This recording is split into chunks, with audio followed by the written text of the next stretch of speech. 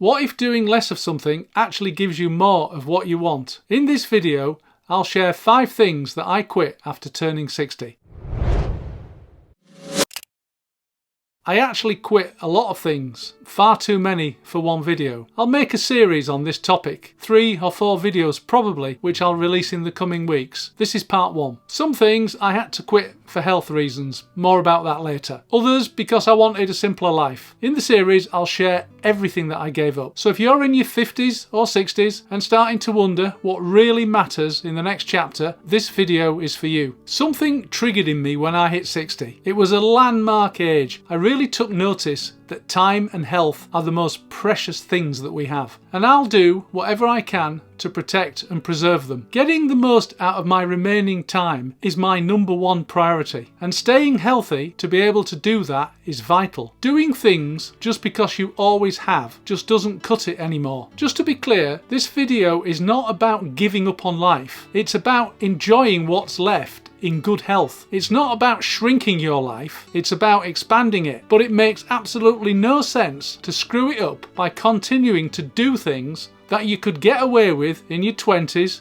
your 30s, even your 40s, because you can't once you hit your 50s and 60s. Since I started letting go of these practices, I've had more energy and way less stress, and ultimately more peace of mind. I no longer feel like I'm on a never-ending race through life, trying to keep up. In fact, I'm not racing anymore. I'm walking at my own much gentler pace. I'll leave the rats at the front to run the race. I'll be honest, I spent most of my adult life, my 20s and 30s in particular, in that rat race, and I was fighting like hell to get to the front. I was chasing money, promotions, business success, recognition, responsibility, growth, always trying to improve, optimize and beat the clock. But after 60, that mindset stopped serving me. I didn't want to be busy anymore. I just wanted to be present, to live for now. So let's dive in to the 5 things I quit after turning 60. Number 1, setting goals. Yep,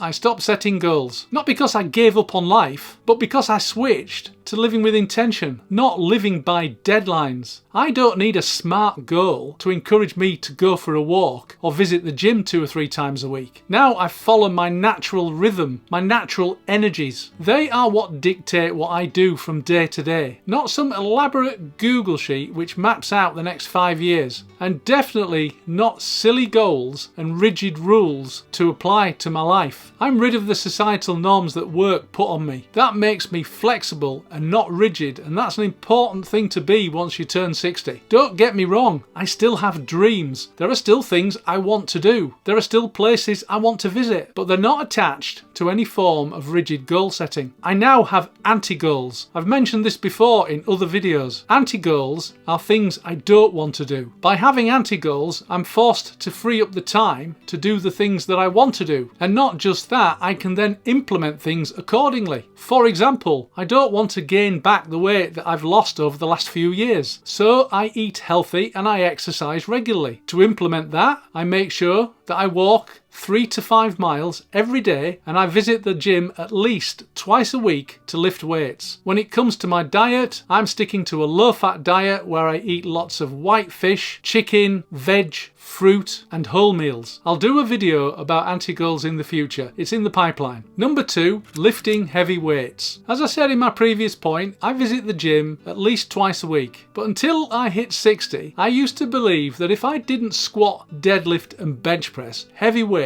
and stagger out the gym, I hadn't had a good session. It turns out that my knees, shoulders and elbows had other ideas. I think I spent more time in my late 50s injured with some kind of muscle strain than I actually did getting into the gym, but not after I turned 60. I started a workout regime which consisted of joint-friendly exercises and just one intense set of 12 to 15 reps. I want to be in and out of the gym in under an hour, and that regime serves me well. Not just that, I don't have the strains that I used to have, and I find it a lot easier to recover from the sessions. And it does its job. It maintains my muscle mass. I don't want to be one of those old people whizzing around in an electric chair just because the muscles have wasted on my legs. So no more bro splits for me and no more trying to compete with the young guys in the gym. I couldn't care less what they do or what they look like. I'm in my own zone, doing my own thing with my own agenda. On the subject of anti-goals, which I mentioned also in my previous point, the anti-goal here is that I don't want to lose muscle mass and get injured. I want to maintain muscle mass, but I don't want to put too much effort into the gym, hence the regime that I've now adopted. Number 3 is midweek alcohol. Half a bottle of wine on an evening and a few beers with a curry on a Friday night was a weekly standing order. The result of that was that I was overweight in my 30s and 40s, and I eventually started to suffer health problems. I've talked about my gallbladder issues in previous videos, but the knock-on effect of that lifestyle was that I ended up having to have my gallbladder removed after suffering for 10 years with gallbladder pain. Not just that, it messed with my energy levels,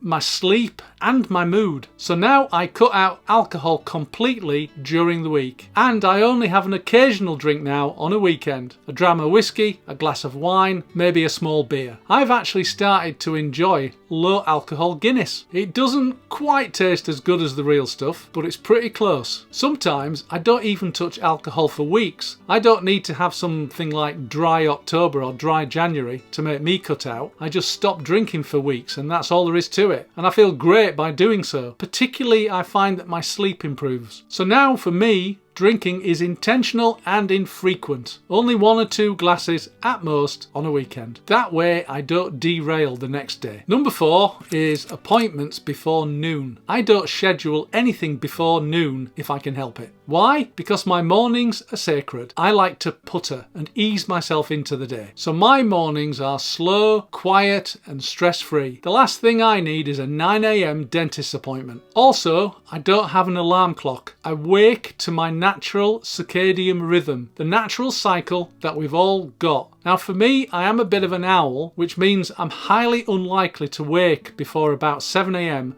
and it's more likely to be 8 AM naturally after getting 8 hours sleep. And when I get up, I have a simple and leisurely routine. The first thing I do is I drink a large glass of water to rehydrate myself, and then I have a cup of freshly brewed coffee. The first of only 3 that day, with the last one coming around about noon. Weather permitting, I usually go for a quick walk, no more than 20 or 30 minutes. It's part of getting that 5 miles in. I talk about how I try to do 5 miles every day. I don't do that as one single walk of 5 miles. I break it down into 3 or 4 different walks. When I get back from the walk, I make a healthy breakfast, always the same thing. Bran flakes, Greek yogurt, a little bit of honey, some nuts and some skimmed milk with a banana on top. That's it, same breakfast every single day. And that's my daily ritual. I'll make a video on that topic as well in the future. It's also in the pipeline. Number 5, impulse spending. I won't lie, I used to be seduced by Amazon. I saw something on TV, product placement, and I'd be straight on Amazon buying a random gadget at 11 PM. After decluttering 75% of my stuff when me and my wife moved house, when we were 60, I've got no intention of topping it up. I've mentioned in another video I've got this rule. If I do buy one thing, I throw 2 things away. It's amazing what a massive effect that has on your possessions over the course of a year. 1 in, 2 out. Buy a book, throw 2 books out. Buy 3 pairs of socks, throw 6 out. You soon run out of things to throw out, I can absolutely guarantee you. And the other thing that it does is it makes you incredibly careful about what you do buy. I realised I was actually buying far too much stuff out of boredom. Now I pause and take my time before I buy. These days I practice essentialist and minimalist principles. I'm neither an essentialist or a minimalist, but I do like the principles of those 2 concepts. If it's essential, then I'll consider it. So those are my 5 things. Each of these 5 things used to be hardwired into me when I was in my 20s and 30s. But once I let go of them, I realised how much they were actually holding me back and how much of a part they played into any problems I had with my health, my sleep, my mood, my energy. So by giving them up, I didn't actually lose anything at all. I gained far more than these old habits could have ever given me. And in particular, I gained mental peace, energy and clarity. So here's a quick recap of the 5 things I have quit after turning 60. Number 1, setting goals. 2, lifting heavy weights. 3. Midweek alcohol. 4. Morning appointments. 5. Impulse spending. I've stopped doing so many things that just don't serve me anymore. And as I said earlier, I'll share more of them in upcoming videos. I'd love to hear from you. What's one thing you've stopped doing as you get older? And do you agree or disagree with my list? Drop it in the comments below. Share it to help others. If this video resonated with you, you might enjoy this one. It's 5 things that don't make any sense after 60. Thanks for watching. I'll see you next time.